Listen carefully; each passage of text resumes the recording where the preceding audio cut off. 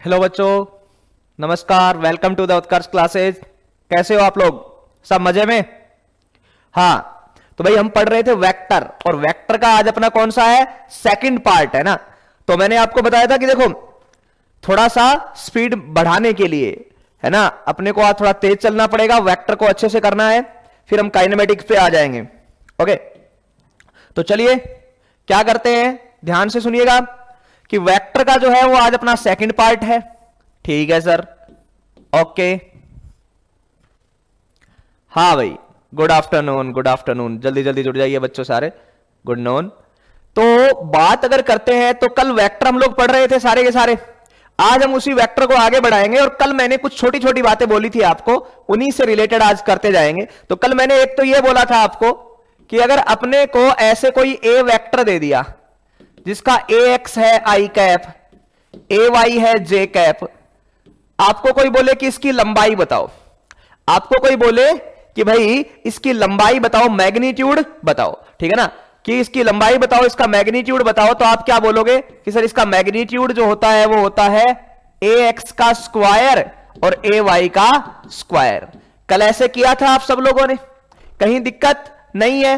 Okay, अच्छा। उसके अलावा आपने क्या किया था कि सर ये x है, ये y है, आपका नेट रिजल्टेंट ऐसे आएगा a, ये वाला एंगल थीटा है, तो कल आपने ये भी बताया था कि जो टेन थीटा है बच्चों वो कितना आ रहा है, तो सर टेन थीटा जो मेरा आएगा वो ए वाई बाई ए एक्स आएगा, ए वाई बाय ए एक्स आएगा। ये बात हुई थी कि टेन थीटा जो है वो ए वाई बाय ए एक्स आएगा। ठीक है, तो चलिए भाई बच्चों अब आगे बढ़ते हैं। आप लोगों को ये बात जो थी वो एक प्लेन में थी, एक तल में थी। किसमें थी? एक तल में। अगर हम बात करें 3D की, सुनना ध्यान से, ये थी एक तल में, तल कोई सा भी ले लो, एक्स वाई ले लो, वाई जेड ले लो, जेड एक्स ले लो। एक तल में जब होता है इस फॉर्मेट में वेक्टर लिखा हुआ होता है तो हम इसका ऐसे मैग्नीट्यूड निकालते हैं, और अगर थीटा निकालना होता है एक्स से, तो जिससे थीटा निकालते हैं उसको नीचे और दूसरे वाले को ऊपर, तो tan theta is equal to A Y by A X. ये बातें अपनी हो चुकी थी। अब अगर मैं बात करूं कि अगर कोई वेक्टर है 3D में है, तीनों डायरेक्शन में है, किसमें है? 3D में है, तो भाई काम अपना और आसान हो जाता है। अगर कोई वेक्टर है वो 3D में है और उसने ऐसा दे रखा है कि ये ए वेक्टर है, A vector is equal to, वो एक्स डायरेक्शन में भी है, वाई डायरेक्शन में भी है और जेड डायरेक्शन में भी है, तीनों में है। एक्स में भी है बच्चों, वाई में भी है और जेड में भी है, तीनों डायरेक्शन में है। और आपको कोई बोले कि इसका मैग्नीट्यूड बताओ, और उस केस में कोई आपसे टेन थीटा नहीं पूछेगा कभी ना, आपको कभी निकालना है, उसमें केवल आपको मैग्नीट्यूड बताना है। मैग्नीट्यूड यानी परिमाण, परिणाम यानी लेंथ। चलिए तो भाई बताइए कितना परिमाण आएगा? तो सर जैसे करते आ रहे थे वही करेंगे। दो होते थे तो ए एक्स का स्क्वायर और ए वाई का स्क्वायर कर देते थे। अब तीन हो गए भाई, तो दिक्कत क्या है? तीन हो गए तो तीनों का कर देंगे, ए एक्स का स्क्वायर, ए वाई का स्क्वायर और ए जेड का स्क्वायर, तीनों का कर देंगे। ए एक्स का स्क्वायर, ए वाई का स्क्वायर और ए जेड का स्क्वायर। जब दो होते थे तो दो का स्क्वायर करके ऐड करते थे, तीन होंगे तो बच्चों तीन का स्क्वायर करके ऐड कर देंगे। ठीक है, अच्छा। अगर कोई बोले कि एक एग्जाम्पल है सर, तो चलिए देखते हैं एग्जाम्पल से। तो एग्जाम्पल अपने पास क्या है कि एक ए वेक्टर आपको दे दिया 2i cap minus 3j cap plus 4k cap, आपको दे दिया 2i cap minus 3j cap plus 4k cap, और आपसे पूछा कि इसका मैग्नीट्यूड बता दीजिए, इसका मैग्नीट्यूड बता दीजिए। तो ठीक है सर, हमें क्या दिक्कत है मैग्नीट्यूड बताने में, ये तो एकदम आसान सी बात है। क्या होगा मैग्नीट्यूड? तो सर इसका मैग्नीट्यूड होगा, सबसे पहले तो लगाएंगे रूट, ओके, फिर आई का जो कोफिशिएंट है यानी आई का जो गुणांक है उसका स्क्वायर प्लस जे वाले का स्क्वायर प्लस के वाले का स्क्वायर। तो आई में क्या है? 2, तो उसका स्क्वायर, प्लस वाई में कितना है? -3 रख दो या 3 रख दो, एक ही बात है, स्क्वायर करने पे माइनस तो हट ही जाएगा, प्लस 4 का स्क्वायर, तो 2 का स्क्वायर -3 का स्क्वायर और प्लस 4 का स्क्वायर, इस तरीके से कर देंगे। चलिए सर ठीक है, तो ए का मैग्नीट्यूड कितना आ जाएगा बच्चों? तो ए का मैग्नीट्यूड आपका आ जाएगा कितना? तो सर ये आ जाएगा 2 to 4 प्लस 9 प्लस 16, यानी आंसर आ जाएगा आपका √29। क्या आंसर आ जाएगा बच्चों? √29। ये तरीका हो जाएगा आपका। सब लोगों ने लाइन से आंसर दे दिया है √29, ये तो हमें आता है सर, कोई टेंशन ही नहीं है। क्यों टेंशन होगी? क्या कल सीख के गए थे यहां तक, उतनी तो बात है। कल यहां तक 2 ऐड कर रहे थे, आज तीसरा भी ऐड कर दिया, ठीक है ना। ओके, तो ये अपना हो गया रूट 29। ओके, चलिए भाई बच्चों, बहुत अच्छी बात है। तो ऐसे ही आपको मैं और आगे बढ़ाऊं, ये चीजें अपने को आती थी, आज कुछ अलग नहीं सीखा है। अब एक बात को थोड़ा ध्यान से सुनिए। आपके पास एक ए वेक्टर है, ठीक है, उसके पास दो चीजें होती है, एक होता है ए वेक्टर का मैग्नीट्यूड और एक होता है ए वेक्टर की डायरेक्शन यानी कैप। ये बताई थी, एक होता है ए वेक्टर का मैग्नीट्यूड और एक होता है ए वेक्टर की डायरेक्शन यानी कैप। हमें अभी अभी पता चला इसका काम क्या होता है, ये यूनिट वेक्टर है, यानी अगर इसका मैग्नीट्यूड आप निकालोगे, इसका मैग्नीट्यूड आप निकालोगे तो आंसर 1 आएगा। यूनिट वेक्टर है, इकाई है, सदिश है। क्या है? इकाई सदिश है। अच्छा, हमने अगर ये दिया हुआ है तो अभी भी मैग्नीट्यूड निकालना सीखा, सबने सीखा, अभी देखा ही। तो आपको कोई बोले यूनिट वेक्टर बताओ, तो यूनिट वेक्टर कैसे निकालोगे, इकाई सदिश कैसे निकालोगे? तो सर ए कैप जो है वो मेरा बराबर हो जाएगा A vector divided by A vector का मैग्नीट्यूड, बराबर हो जाएगा A vector divided by A vector का मैग्नीट्यूड। इस तरीके से कर देंगे, कोई टेंशन नहीं है। A cap is equal to A vector divided by A vector का मैग्नीट्यूड हो जाएगा। इस तरीके से हम लोग करेंगे। तो चलिए आपसे एक एग्जांपल और करवाता हूं, सबको आंसर करना है। आपको एक ए वेक्टर दे रखा है, A vector is equal to 2i cap plus 3j cap minus 6k cap दे रखा है। आपको बोले कि दिए गए सदिश का एकांक सदिश, सॉरी इकाई सदिश मतलब एकांक सदिश या इकाई सदिश, एकांक सदिश या इकाई भी बोलते हैं, सदिश ज्ञात करो। जल्दी जल्दी जल्दी जल्दी आंसर कर दो भाई बच्चों। क्यों? क्योंकि ये चीजें अपने को आती है। बताइए भाई, ठीक है ना? चलिए, क्या है? एक वेक्टर दे रखा है, ठीक है, उस वेक्टर में दो चीजें होती है, एक होता है उसका मैग्नीट्यूड और एक होता है उसका एकांक सदिश। ये अपने को दिया हुआ है, ये निकालना हमें आता है, तो ये आ जाएगा कि नहीं आ जाएगा? आराम से आ जाएगा सर। एकांक सदिश का फॉर्मूला क्या हो जाएगा? जो भी वेक्टर दे रखा है उसको हम डिवाइड कर देंगे ए वेक्टर के मैग्नीट्यूड से, और बच्चे ने आंसर भी कर दिया है, बिल्कुल सही बात है बच्चों। तो कैसे करेंगे? देखिए, सबसे पहले ए वेक्टर का मैग्नीट्यूड निकालो। तो ए वेक्टर का मैग्नीट्यूड क्या होगा? सर ए वेक्टर का मैग्नीट्यूड अगर हम निकालें तो उसका मैग्नीट्यूड आएगा 2 का स्क्वायर 4 प्लस 3 का स्क्वायर प्लस माइनस 6 का स्क्वायर। अच्छा, ये आप लोग करोगे तो क्या आएगा? तो सर ये जब हम लोग कर रहे हैं तो ये आ रहा है 4 प्लस 3 का स्क्वायर 9 प्लस 6 का स्क्वायर 36, और ये किया तो कितना आ गया? 49। क्या आ गया बच्चों? 49। और 49 का रूट से बाहर आप सब लोग जानते हो, 49 का रूट से बाहर आप सब लोग जानते हो कितना आ जाएगा बच्चों? तो सर 49 का रूट से बाहर आ जाएगा 7। कितना आ जाएगा? 7। तो अब आपको क्या निकालना है? इकाई सदिश निकालना है। तो ए कैप बराबर क्या होगा? सर ए कैप बराबर होगा मेरा ए वेक्टर अपॉन ए वेक्टर का मैग्नीट्यूड। तो ए वेक्टर कितना है बच्चों? तो सर ए वेक्टर मेरे पास है 2i cap plus 3j cap minus 6k cap बटा में 7। ये मेरा यूनिट वेक्टर आ जाएगा। ये क्या आ जाएगा बच्चों? यूनिट वेक्टर आ जाएगा। ये क्या आ जाएगा? Unit vector. बिल्कुल सही आंसर है।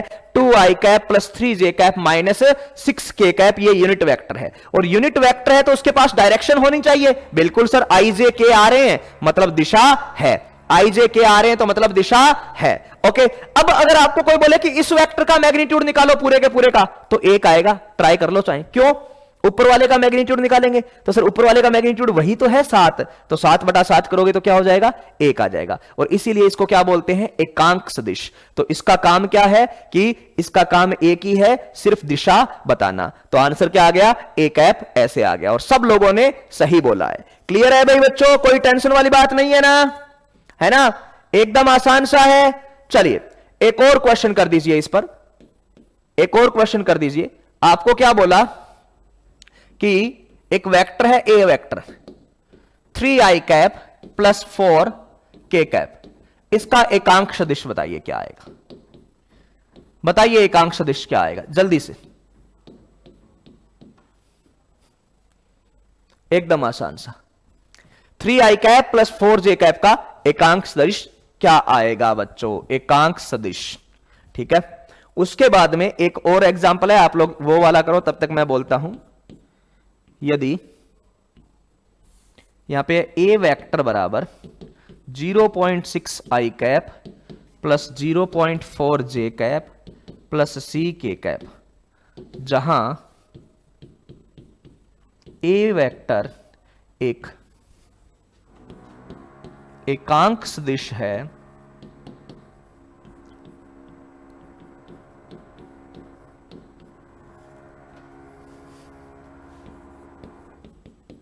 तो ए वेक्टर एक एकांक सदिश है तो ए वेक्टर एक एकांक सदिश है तो सी का मान ज्ञात करो, सी का मान ज्ञात करो। चलिए भाई बच्चों, बिल्कुल बिल्कुल बच्चों ने आंसर कर दिया है। 3i cap plus 4j cap को डिवाइड कर देंगे सर किससे? 5 से। बिल्कुल ऐसे ही चलते रहना है बच्चों। आपको एक सदिश दे दिया, आपको एक सदिश दे दिया और बोला कि एकांक सदिश बताओ। आपको एक सदिश दे दिया और बताया कि एकांक सदिश बताओ, तो आप कैसे बताओगे? उसका हल कैसे करोगे बच्चों? कि सर मेरे पास सदिश है तो एकांक सदिश क्या होगा? एकांक सदिश का मेरे पास फॉर्मूला है सदिश बटा में उसका परिमाण, सदिश बटा में उसका परिमाण। तो ठीक है भाई, कर लेते हैं। सदिश कितना है sir? 3i cap plus 4j cap, sorry 4k cap. अच्छा, परिमाण क्या है सर? परिमाण हो जाएगा 2 है तो 2 का स्क्वायर, 3 है तो 3 का स्क्वायर, ठीक है ना। तो क्या हो जाएगा? 3 का स्क्वायर प्लस 4 का स्क्वायर, तो 9 प्लस 16 यानी 25, और 25 रूट से बाहर क्या आ जाएगा बच्चों? 5। तो क्या आंसर आएगा? 3i cap plus 4k cap बटा में 5। ठीक है, क्लियर है ना भाई? चलिए, बहुत अच्छी बात है। तो ये वाली चीज तो आपको आती थी, इसलिए आपने कर दी, कोई टेंशन नहीं है कि सर हम सीख गए हैं एकांक सदिश देना। 2 चीजें आप सीख गए। कोई अगर वेक्टर लिखा है तो उसका परिमाण कैसे निकालोगे? रूट लगाओगे, ax का स्क्वायर, ay का स्क्वायर और az का स्क्वायर। अच्छा, और कोई वेक्टर लिखा है उसका एकांक सदिश निकालना है तो क्या निकालोगे? वो वेक्टर यानी वो सदिश खुद बटा में उसका परिमाण। ओके बच्चों, अब आपके सामने एक क्वेश्चन दिया है, ध्यान से सुनिएगा। बोला यह है कि ऐसे कोई एक ए वेक्टर है 0.6 I cap plus 0.4 J cap plus C K cap, जहां ए एक एकांक सदिश है, जहां ए एक एकांक सदिश है तो सी का मान ज्ञात करो। तो इस लाइन का क्या मतलब है? इस लाइन का क्या मतलब है? ए एक एकांक सदिश है, इसका मतलब क्या है कि ए जो है ना बच्चों, वो मेरा एकांक सदिश है। और एकांक सदिश का परिमाण कितना होता है भाई बताओ? एकांक सदिश का परिमाण क्या होता है? सर एकांक सदिश का तो काम होता है सिर्फ दिशा बताना, परिमाण तो उसका क्या होता है? 1 होता है। तो इस लाइन का मतलब यही है कि ए का परिमाण 1 है। तो चलिए भाई बच्चों, सोल्व करना शुरू करते हैं ध्यान से कि A vector is equals to 0.6 I cap plus 0.4 J cap plus C K cap. गणना में गलती नहीं होनी चाहिए, देखते रहना, कैलकुलेशन सही होनी चाहिए। तो आपको पता है कि अगर मैं इसका ये बोलूं कि इसका परिमाण बताओ, तो आप क्या करते हो? पहले तो सर मैं रूट लगाता हूं, ओके। फिर 0.6 को क्या करेंगे सर? 0.36 कर देंगे, प्लस 0.4 को क्या करेंगे कि सर 0.16 कर देंगे, प्लस सी को क्या कर देंगे सर? सी का स्क्वायर। सबका स्क्वायर हो गया ना सर? देखिए स्क्वायर देखना, 6 का स्क्वायर कितना होता है? 36, लेकिन पॉइंट के बाद में ही आएगा वो पूरा पूरा, तो 0.36। 4 का स्क्वायर होता है 16, लेकिन वो भी पॉइंट के बाद में। हाँ, सी का स्क्वायर सी स्क्वायर। लेकिन बच्चों क्या बोला है कि सर इसका जो परिमाण है वो बराबर है, किसके बराबर है बच्चों? 1 के बराबर है। किसके बराबर है? 1 के बराबर है। तो चलिए ये 1 के बराबर आ गया। अब यहां पर छोटा सा गणित लगा देंगे, क्या कि सर इस तरफ भी स्क्वायर कर दो और इस तरफ भी स्क्वायर कर दो। तो इधर हम लोग जब स्क्वायर करेंगे तो रूट हट जाएगा। चलिए बहुत अच्छी बात है। और 0.36 और 0.16 को जोड़ेंगे, देखिए गणित में दिक्कत नहीं आनी चाहिए। 0.36 और 0.16 को जोड़ेंगे तो आंसर क्या आएगा? 0.58। चलिए 0.52, तो ये 0.52 प्लस सी स्क्वायर बराबर क्या आ गया? 1 का स्क्वायर। क्या आ गया बच्चों? 1 का स्क्वायर। काफी लोगों का आंसर एकदम सही आ गया है। बराबर क्या आया? 1 का स्क्वायर। 1 का स्क्वायर क्यों किया भाई? वैसे तो कोई फर्क नहीं पड़ता, 1 का स्क्वायर करो 3 करो, लेकिन समझनी बात है कि भाई इसका रूट हटाने के लिए हमने इधर भी स्क्वायर किया और इधर भी स्क्वायर किया, लेकिन 1 का स्क्वायर होता क्या है? 1 ही है। तो 0.52 प्लस सी स्क्वायर बराबर अपना क्या आ गया? 1। तो सी स्क्वायर बराबर क्या आ गया, एक में से 0.52 गया, तो आंसर क्या आ गया बच्चों 0.48। क्या आ गया बच्चों 0.48। अगर ये माइनस किया तो आंसर क्या आ गया 0.48। लेकिन क्या वो सी का आंसर है क्या, नहीं सर। किसका आंसर है, सी स्क्वायर का। किसका है बच्चों, सी स्क्वायर का आंसर है। किसका है, सी स्क्वायर का है। तो सर सी का बता दो, तो सी का आंसर क्या होगा, अगर स्क्वायर हटाना है तो उधर रूट कर देंगे, यानी 0.48। क्या आ जाएगा 0.48, ये वाला आंसर आ जाएगा सीधा सा 0.48।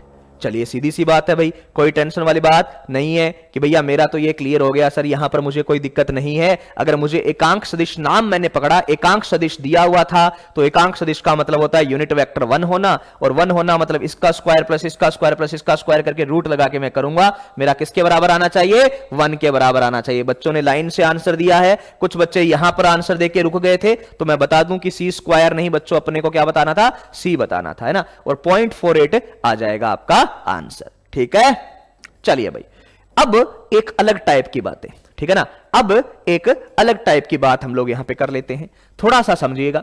मैंने आपको बोला कि ए वेक्टर आपको दे रखा है, कल हम बातें कर रहे थे ऐसे ही कि ये एक ए वेक्टर है, ये एक्स है और ये वाई है। मैं बोल दूं कि ये वाला एंगल थीटा है एक्स वाई प्लेन में या एक तल में। जब अपन तल में थे तो मैंने ऐसे ही तो बोला था कि सर ये वाला एंगल थीटा है, थोड़ा ध्यान से सुनिएगा।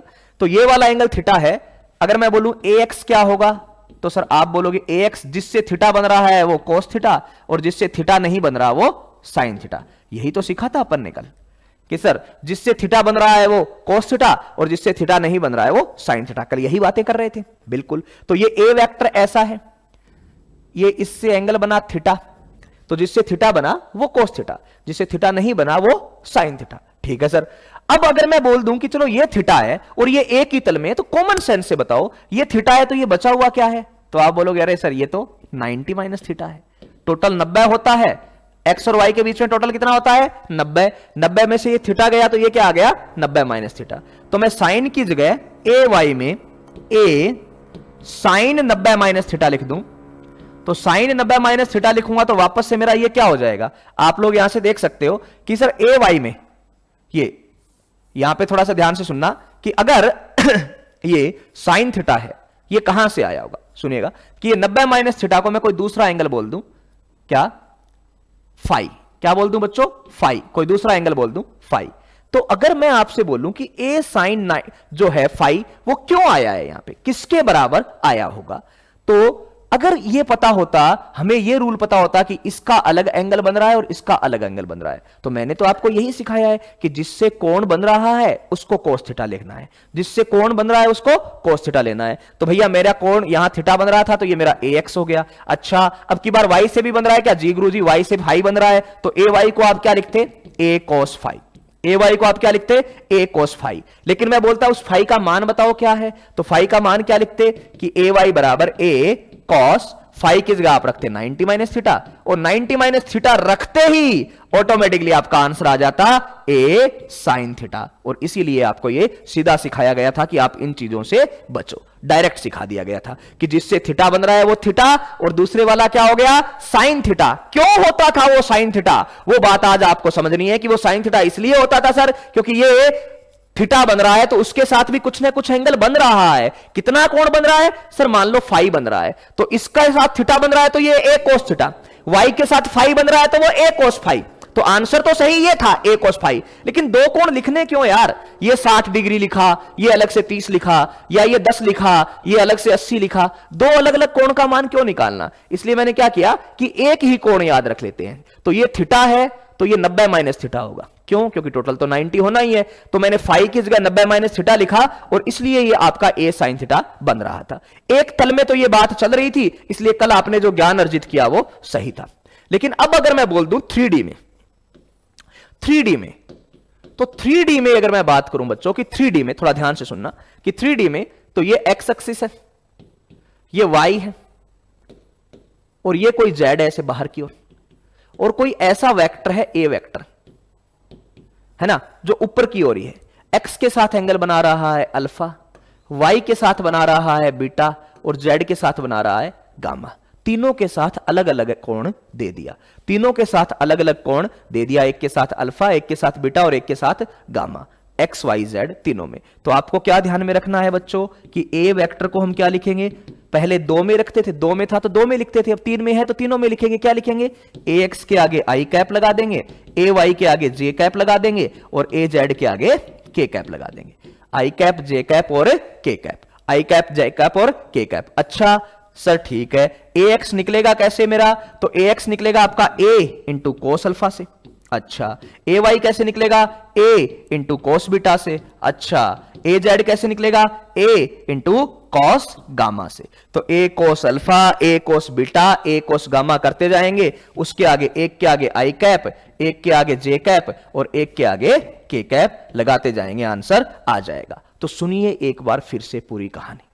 अगर आपके पास एक वेक्टर है ए और वो एक्स वाई तल में है, ठीक है ना, एक एक्स वाई तल में है, ठीक है ना, तो भाई बात सीधी सी है कि वो अगर एक्स वाई तल में है यहां पर, तो हम लोग क्या बोलते थे कि जिससे एंगल थीटा लेते थे वो कोस थीटा हो जाएगा और दूसरे वाला साइन थीटा। ये मैंने आपको सिखा रखा था। आज उसकी जड़ बताइए कि क्यों सिखा रखा था।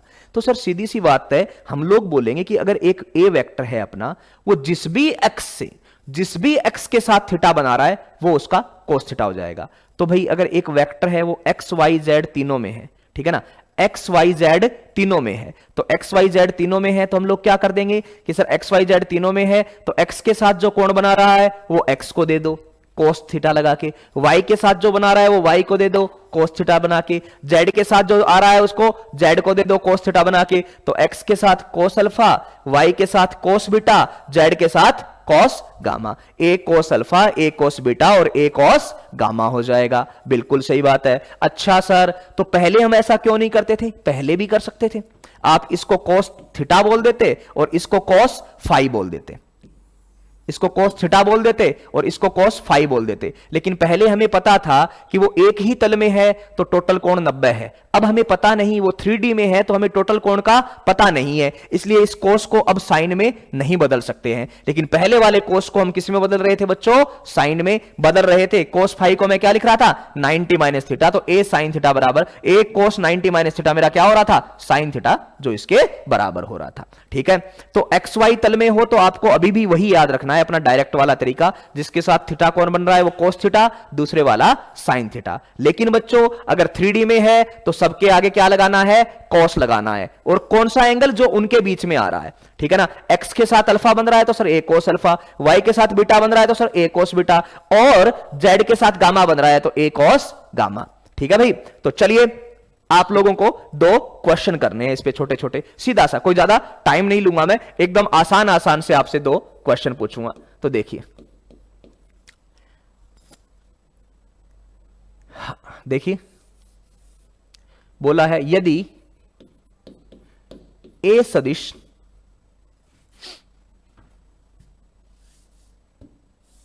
का एक्स वाई व जेड अक्ष के साथ कोण अल्फा बीटा व गामा बन रहा है, तो इसका एक क्वेश्चन नहीं है, मैं खुद ही आंसर की फॉर्म में आपको बताने वाला हूं। आपको बोला कि कोई ए वेक्टर है, उसका ए वेक्टर का मैग्नीट्यूड जो है वो ए लिखते हैं हम, सीधा जो मैग्नीट्यूड होता है वो ए लिखते हैं कि सर एक्स वाई और जेड के साथ अल्फा बीटा गामा का कोण बन रहा है। तो क्या करेंगे सर, ए वेक्टर को हम लिख देंगे ए कॉस अल्फा आई कैप, अल्फा क्यों, क्योंकि सर वो एक्स के साथ बन रहा है। अच्छा, ए कॉस बीटा किसके साथ, जे कैप के साथ। अच्छा, ए कॉस गामा के कैप के साथ। अब आपको कोई बोले कि इन अल्फा बीटा और गामा में हमें रिश्ता निकाल के बताओ, कई बार ये क्वेश्चन पूछा गया है। ठीक है ना, तो आपको डायरेक्टली याद रखना है, मैं निकाल के बताता हूं, बाद में आपको याद रखना है।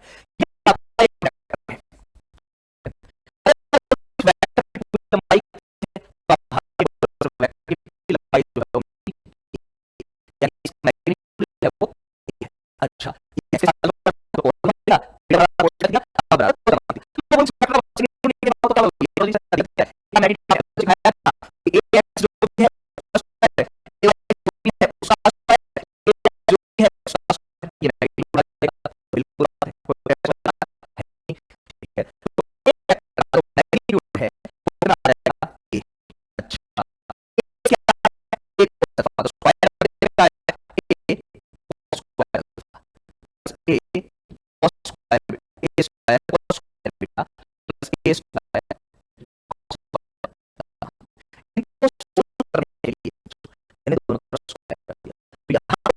करेंगे तो रूट हट जाएगा, स्क्वायर बन जाएगा, आपका स्क्वायर, यहाँ पे स्क्वायर कॉमन ले लूं तो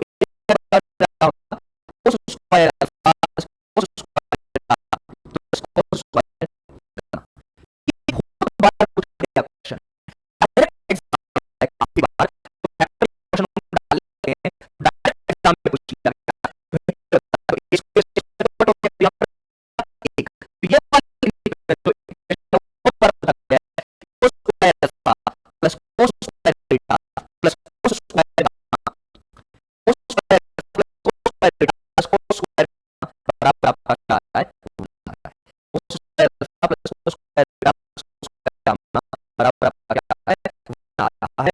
ये क्वेश्चन बहुत बार पूछा गया है, क्या गया है, काफी बार ये क्वेश्चन पूछा गया है, उस स्क्वायर अल्फा प्लस उस स्क्वायर बीटा प्लस उस स्क्वायर बराबर आ गया, ठीक बात है।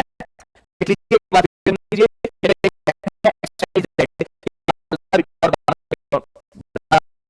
आप सोच सकते हो, हम लिख सकते हैं अल्फा ठीक है, एक कोस बीटा ठीक है, एक कोस गामा ठीक है, तो मैं बोलूं इसका बस मैग्नीट्यूड निकाल के बताऊं, जैसे पहले क्वेश्चन था इधर से आया, ये वापस लिखता हूं, निकालना सिखाया आपको, एक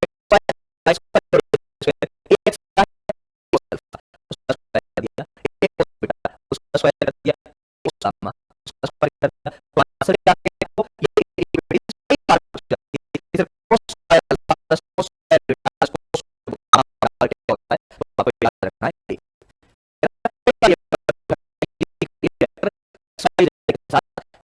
के साथ बनाता है, तो ये चार ऑप्शन है, धीरे से हम क्या बोलते हैं, इसको square alpha plus cos square beta plus cos square gamma एक हो जाएगा,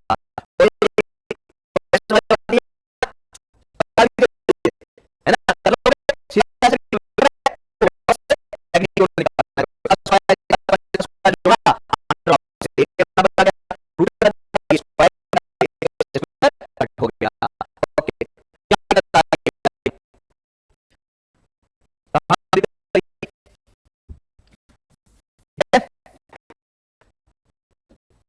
है ना, अच्छा तो क्या करना है, जहां पर एंगल बदल रहा है नहीं है, चलिए ठीक है, ओके अल्फा बीटा और गामा कौन सा वैसे, एक तो क्वेश्चन को ध्यान से सुनना और आंसर में यहाँ पर क्या करना है, एक क्वेश्चन नोट देखिए क्या है,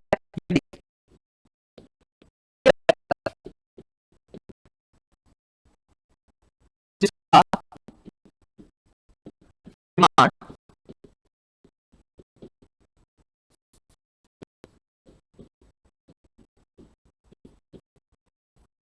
7 है,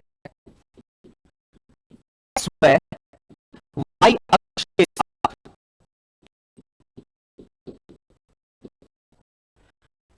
बराबर कोण बनाता है,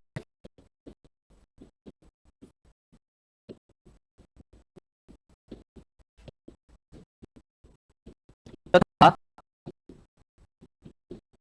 z अक्ष के साथ 120 डिग्री का कोण बनाता है, तो ये वेक्टर यहाँ से क्वेश्चन स्टार्ट होते हैं, वो पहला करेंगे, ये तो क्वेश्चन है ना, एक तो मैग्नीट्यूड है, एक मैग्नीट्यूड सबसे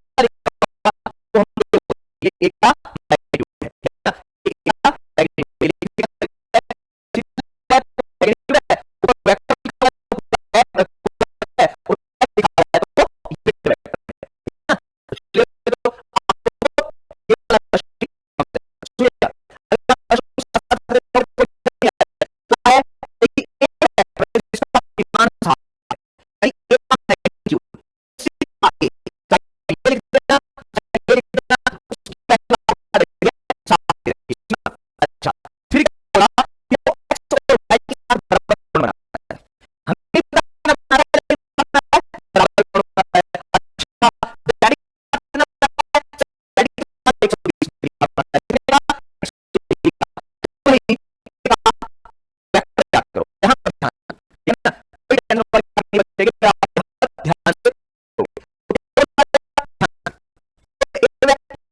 बिल्कुल उसका मैग्नीट्यूड कितना है, एक्स वाई और जेड कितना एक्स के साथ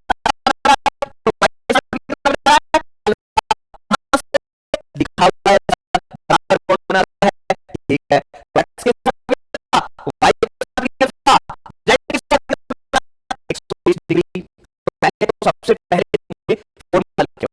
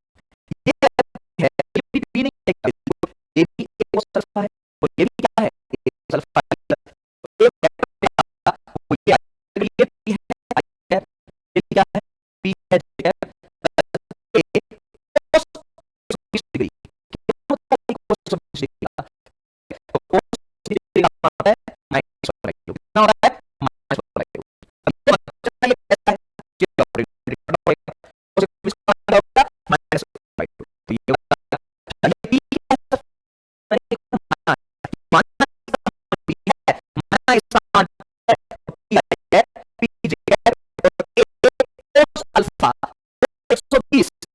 120 क्या हो रहा है, बड़ा दो माइनस 120 बड़ा दो, तो ये अपना आंसर आंसर आ गया, मतलब ये इस प्रोजेक्ट का आंसर आएगा। और क्या इसमें जानकारी तो इतनी दे रखी है जो है कि का परिमाण कितना है, 7 है, तो एक जैसा तो एक vector equal to p plus j एक की तरह होगा माइनस 7 बड़ा 2 होगा माइनस 7 बड़ा 2 के अपने पास आंसर माइनस 7 का कैसे मान तो कैसे तो उल्टा करेंगे, वेक्टर अपने पास, ठीक है, एक वेक्टर अपने पास है, एक वेक्टर अपने पास है, ठीक है, तो वेक्टर अपने पास है उसका मैग्नीट्यूड निकाल सकते हैं, मैग्नीट्यूड तो निकाल सकते हैं, तो क्या होगा मैग्नीट्यूड सर्कुलर वेक्टर मैग्नीट्यूड होगा जो कि x में है उसका स्क्वायर, x में कौन है p तो उसका स्क्वायर, जो कि y में है उसका स्क्वायर, y में कौन है p उसका स्क्वायर, जो कि z में कौन है 7 बटा 2 उसका भी स्क्वायर कर दिया। अच्छा मुझे ये बताओ कि मैग्नीट्यूड का देता है, बिल्कुल देता है, कितना दे रखा है, तो मैग्नीट्यूड यानी परिमाण 7 दे रखा है, कितना दे रखा है बच्चों, 7 दे रखा है, तो चलिए बच्चों 7 ले लिया, ओके। अच्छा अब हमेशा क्वेश्चन कैसे सोल्व करेंगे, दोनों का स्क्वायर करेंगे, इधर भी स्क्वायर करूंगा इधर भी स्क्वायर करूंगा हो जाएगा, ठीक है, तो ये p स्क्वायर कितना है, ये है 2p स्क्वायर, है बच्चों 2p स्क्वायर प्लस ये कितना है, इसका स्क्वायर ये 49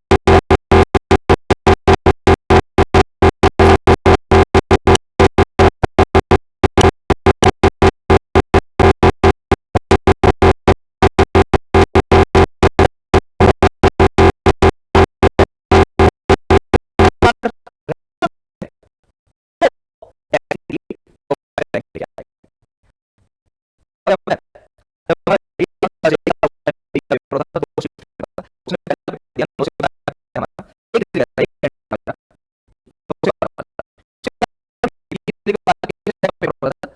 सब लोग कुछ बनाना वगैरह कुछ खाते चीजें होती हैं, वो होते हैं हमारे। तो ये बीच वाला गैप था, इस गैप में उसने एक समोसा खाया, वो समोसा सामने रखा था, पता नहीं था, उससे वो दूसरे एग्जाम में नहीं गई, दूसरे वाले एग्जाम में नहीं आ पाया था वो। मुझे नहीं पता ये क्या है, आप लोग मानते हो या किसी को भी मानते हो, आइए मैं मानता हूँ कि किसी भी एग्जाम में आप select करते हो, 95% नहीं रख सकता, लेकिन 5% को जिनकी नहीं आ सकते। मेरा मेरा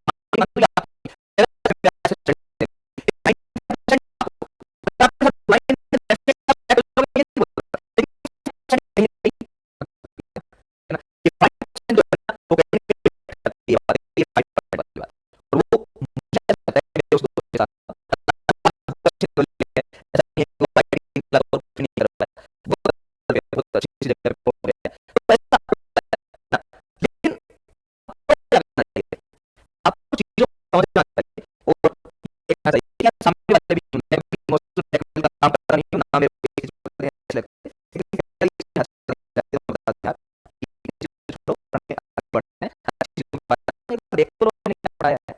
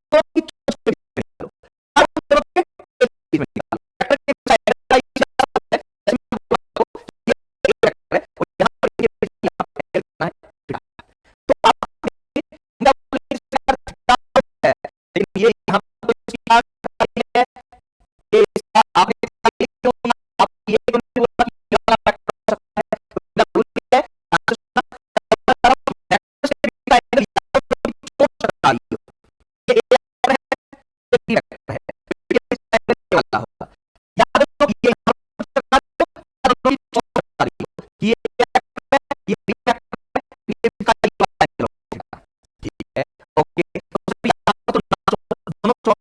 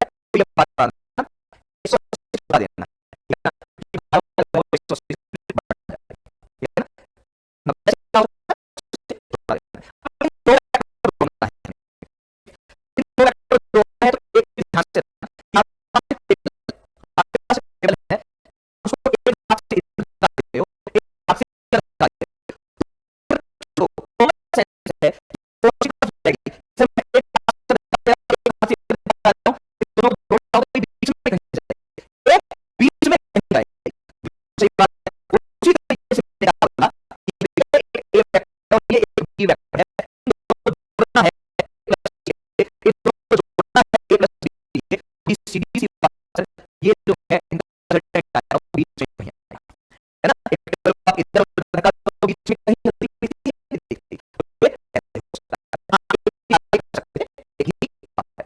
चलिए इस डायग्राम को बता रहा हूं कि ये बीच में कहीं जाए और बीच में कहीं जाए ऐसे कुछ अल्फा बना रहा है, या बीच से बना रहा है, से निकाल तो ऐसे बना रहा है, तो ये आपका ए वेक्टर था।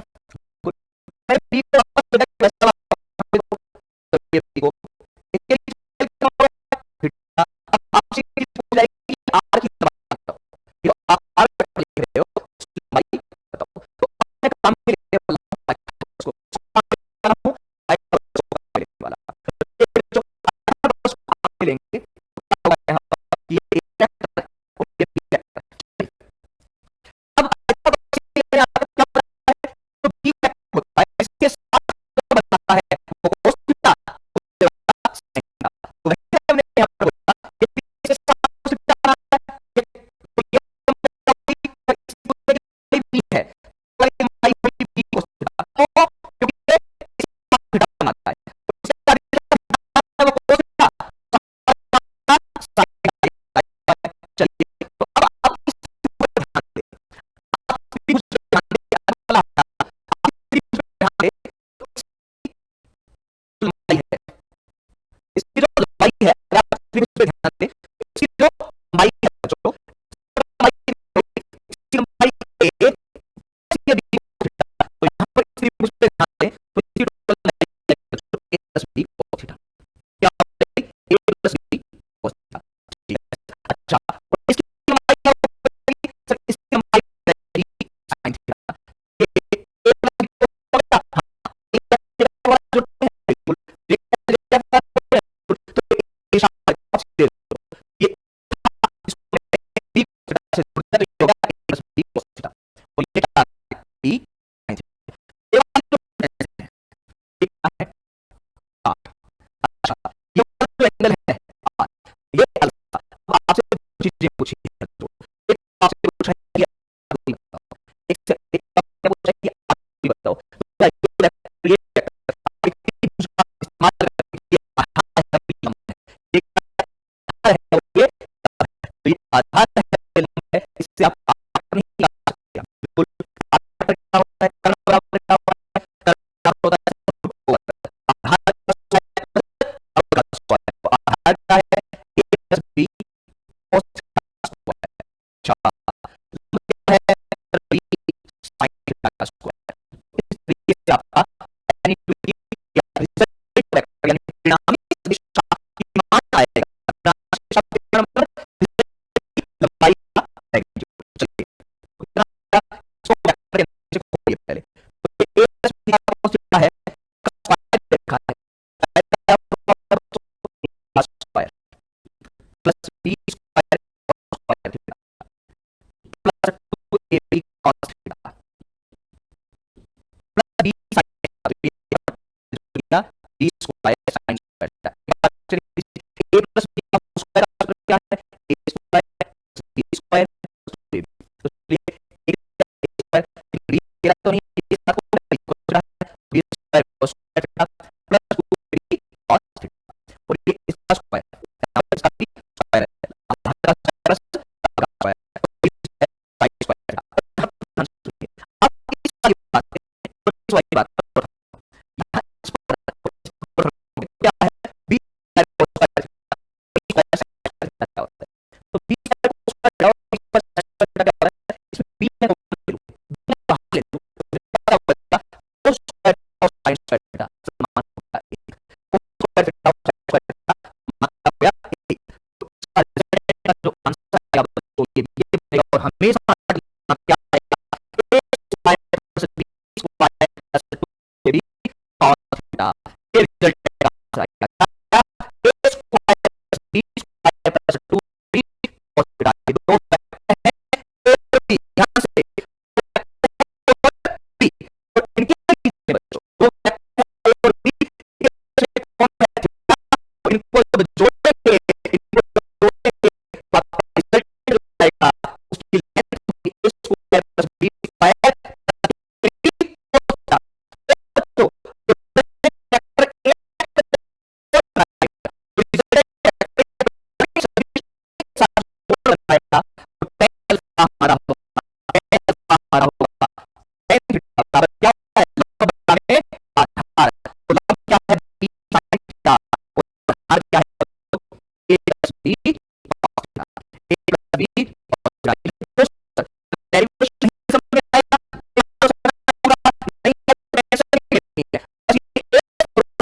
ये वाला एक formula याद रखना है, सारे देखो ध्यान से। इसी तरह से इसको जोड़ते हैं तो जो परिणाम सदिश आएगा उसका मान क्या होगा, उसका मान क्या होगा, आया plus B square plus 2ab cos theta, a square plus b square plus 2ab cos theta. वो परिणाम सदिश है तो वो यहाँ कौन आएगा, कब आएगा, तो आएगा मेरा जो दूसरे वाले के साथ, दूसरे वाले के साथ कब आएगा, b plus b cos theta, ठीक है ना, b sin theta plus b cos theta. बच्चों अपने को क्या ध्यान रखना है कि वो फैक्टर जुड़े हैं, ठीक है, नहीं है डैश को मैंने बता दिया कि ठीक है आप इस पर ज्यादा करो, ये जल्दी से क्वेश्चन करके बताओ मुझे, जल्दी से क्वेश्चन करके बताओ कि क्या ध्यान से एक वेक्टर है, आपके पास एक बी वेक्टर है, ठीक है, एक ए वेक्टर है और आपके पास एक बी वेक्टर है। अब ए वेक्टर दोनों के बीच में एंगल जो दे रहा है वो 60 डिग्री दे रहा है, इतना जो है बी वेक्टर जो है उसका मैग्नीट्यूड प्लस है। मुझे ये बताइए कि रिजल्टेंट ए प्लस बी है तो सीधा का मान क्या होगा, जल्दी से सीधा सा फॉर्मूला लगाओ, आंसर बताओ, फॉर्मूला लगाओ, आंसर बताओ, ठीक है। आपको ए वेक्टर है, बी वेक्टर और जो रिजल्ट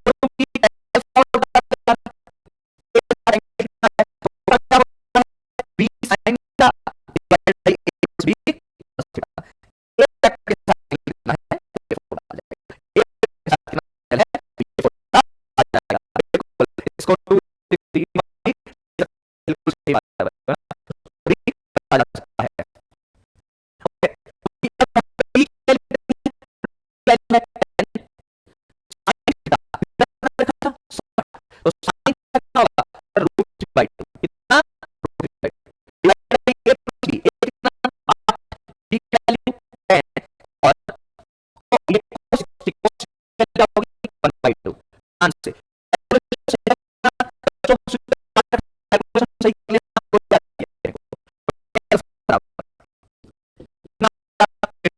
हो गया तो बच गया 5√3। अच्छा, ये हो गया, बच गया 8 तो आंसर आपका ये आ गया, tan l बराबर 5√3 बटा में 13। अब इस तरीके से सोल्व करना है, वो कुछ नहीं है। मैं आपको एक ऐसे क्वेश्चन करवाऊंगा जो जल्दी आपका आंसर करने हैं, वो क्वेश्चन बोलूंगा, इनको शॉर्ट नोट्स में करना है, इनको शॉर्ट नोट्स में करना है आपको, जहां से सीधा सा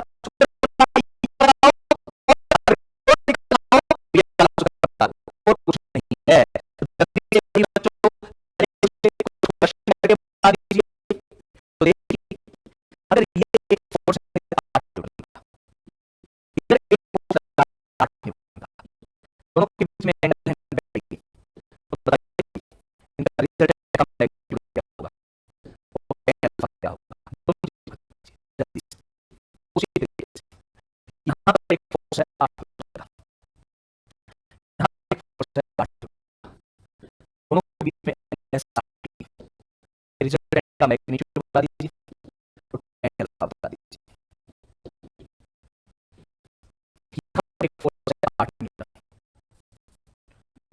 यहाँ एक फोर्स है 8 न्यूटन, दोनों के बीच में एंगल है 120 डिग्री, तो आप रिजल्टेंट का मैग्नीट्यूड बता दीजिए, तो tan अल्फा बता दीजिए। तीन क्वेश्चन आपको जिंदगी भर याद रखने हैं, जिंदगी का मतलब पूरे फिजिक्स में बहुत बार पूछा, तो हर चैप्टर में बात आएगा, हर चैप्टर में बार आएगा, ये चैप्टर जो है वो बार पूछा जाता है, ठीक है?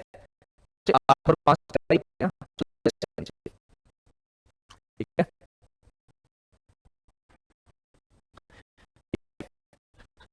चलिए, तो दो ही चीजें आपको लंबे टाइम के याद रखनी है, छोटी छोटी खत्म होती है, आपको उन्हें ये ऐड करते जाना है, मैंने फॉर्मूला टाइम वाली बात, तो पहले क्वेश्चन का आंसर 8 और 8 तो 90 डिग्री पर है, 8 और 8 तो 90 डिग्री पर है, उसका आंसर बचेगा रूट में 128, 8 रूट 2, 128 का 8 रूट 2, कम से कम 50 ग्राम में है, और उसके बाद डायरेक्ट काम में किया है।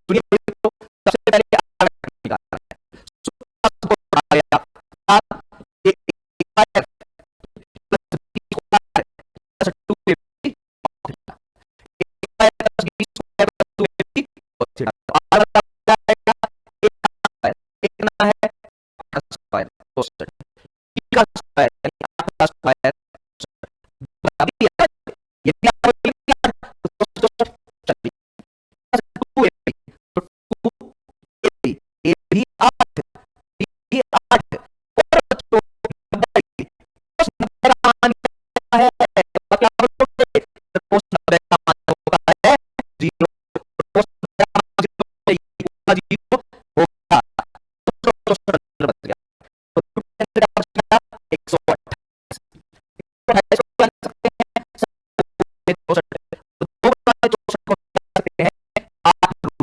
लिख सकते हैं बच्चों 8 रूट, क्या लिख सकते हैं 8 रूट, तो सबका आंसर ये आएगा, लेकिन ये जो हटिया वाला जो क्योंकि cos 90 का बच्चों, तो cos 90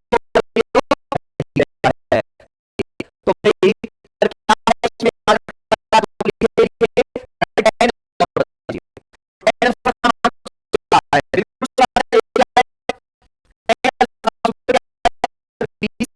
theta a plus b cos theta, चलिए b sin थीटा, b कितना 8, sin थीटा, सर sin तो 90 है, 90 की sin का मान 1 बटा plus b, 8 plus b cos theta, cos 90 तो 0 है, ये हो गया तो 0 ऊपर 8 नीचे बचा 8, ये 0 हो गया बचा है, तो ऊपर नीचे तो tan का मान कितना आ गया, tan का मान आ गया 1, 8 बटा आ गया 1, तो अब कितना आ गया 45 डिग्री, सीधी सी बात है ना भाई, कितना 45 डिग्री, इसका मतलब क्या, इसका मतलब सुनो आप ध्यान से, इसका मतलब ये बच्चों जब दो इक्वल मैग्नीट्यूड वाले वेक्टर 90 डिग्री है, जब दो एकदम बीच में है,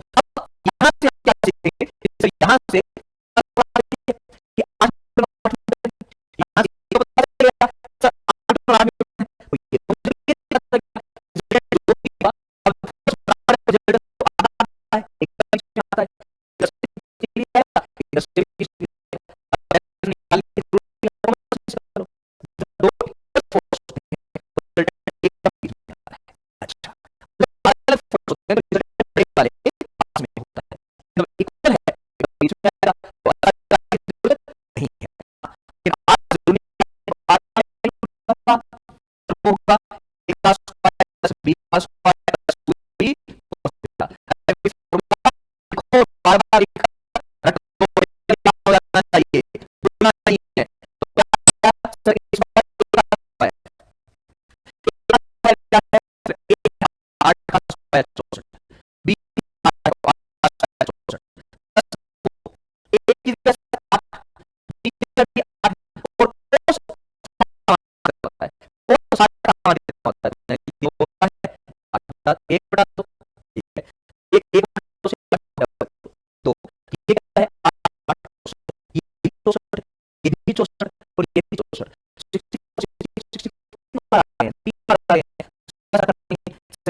लिख सकते हैं कि 3 इंटू 64 की जैसे ही बाकी तो 64 तो रूट से बाहर जाएगा 8 हो जाएगा, तो आपका आंसर क्या हो जाएगा बच्चों, 8 रूट 3 कितना आएगा, 8 रूट 3। बच्चों यहाँ से मालूम होगा कि सब इक्वल मैग्नीट्यूड वाले वेक्टर लग रहे हो तो उसको किससे गुणा करते हैं, रूट 3 से। तो सारा पेज याद रखिए। बात नंबर 1, इधर दो इक्वल वेक्टर, इनका मैग्नीट्यूड भी x है और इसका मैग्नीट्यूड भी x है, दोनों के बीच में 60 डिग्री का कोण है, कितने का 60 डिग्री का, तो रिजल्ट एकदम बीच में आएगा, 30 इधर से 20 और उसका मान क्या होगा, उसका मान होगा रूट 3x, इससे रूट 3 से सीधी सी बात ध्यान रखना, तो ये दो चीजें क्या रहेगी, दूसरी बात 130 डिग्री वाले में क्या करेंगे, ठीक है ना, 130 डिग्री वाले में क्या करेंगे, तो ये जो इस बराबर फॉर्मूला सही लगाना है, एक प्लस बी स्क्वायर भी cos थीटा, ठीक है, तो आपका मैग्नीट्यूड एक का स्क्वायर कितना है 8, 8 का स्क्वायर 64, बी का स्क्वायर 64 प्लस 2 में 8, फिर से आ गया, फिर से आ गया, 120 क्या है माइनस हाफ ना, माइनस माइनस हाफ यहाँ पे देखा, 2 से 2 कट हो गया और आ गया तो ये 64, ये प्लस में 64 ये माइनस में 64 कट हो गया भाई, तो 64 से 64 कट होगा, बच गया 8, बच गया 8 और एकदम बीच में आया, क्यों, क्योंकि दोनों बराबर है, एकदम बीच में आया क्यों, दोनों बराबर है, तो यहाँ से क्या पता चला कि दो इक्वल वेक्टर जिनका मैग्नीट्यूड क्या इक्वल वेक्टर जिनका मैग्नीट्यूड है बराबर है, तो इक्वल वेक्टर जिनका मैग्नीट्यूड बराबर है लेकिन 120 डिग्री है, उनको कर दो तो उसमें से वेक्टर क्या बराबर निकलेगा, उनमें से मैग्नीट्यूड क्या बराबर आएगा, तो 8 8 को जोड़ दो तो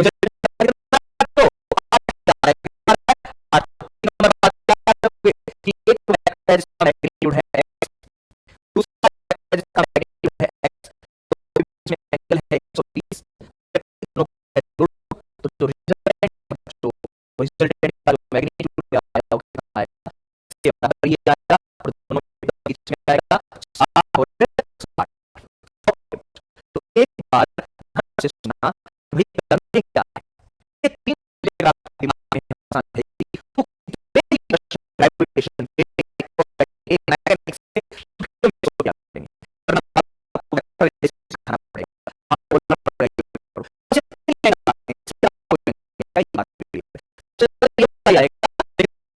कई बात आएगा, तो एक बार सारे मेरे साथ दो वेक्टर हैं, मैग्नीट्यूड बराबर है, मैग्नीट्यूड क्या हो सकता है, 8 भी हो सकता है, 10 भी हो सकता है, 12 भी हो सकता है, एक अननोन मान लिया था x, मान लिया मैग्नीट्यूड मैग्नीट्यूड है, x का कुछ भी मान लो फोर्स है, ठीक है, अगर फोर्स किया मान लो 8% की बात मेरे पास तो वैसे x क्या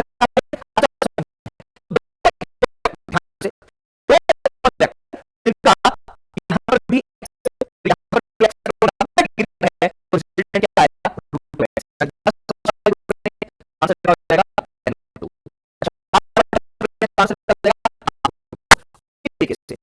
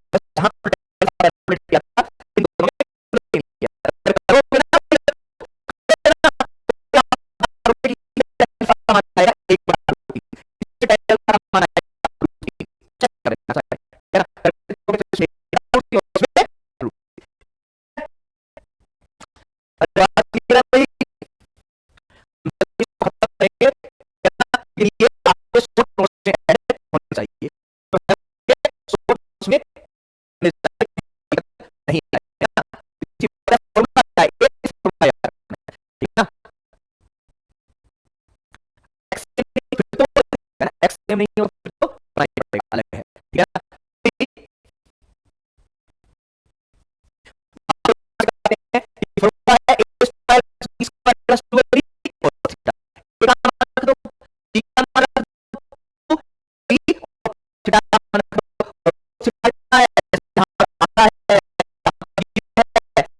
माइनस